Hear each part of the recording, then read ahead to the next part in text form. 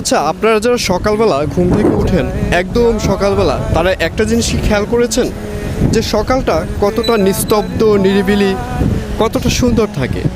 কিন্তু যখন আস্তে আস্তে সকাল থেকে দুপুর হয়, তখন কোলাহল বাড়তে থাকে, গাড়ির হর্ন বাড়তে থাকে, মানুষের আনাগোনা বাড়তে থাকে, সব কিছুই কিন্তু আস্তে আস্তে একটা কোলাহলের সৃষ্টি হয়।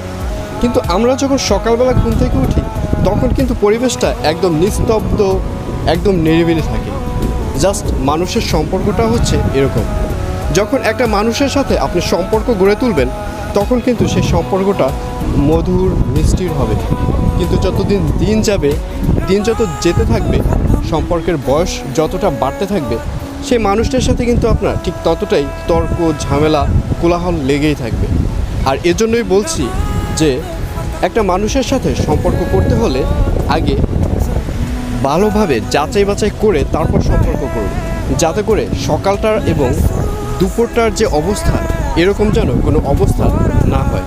ওই মানুষটার সাথে যেন সারা জীবনে আপনি মধুর সম্পর্ক গড়ে তুলতে পারেন।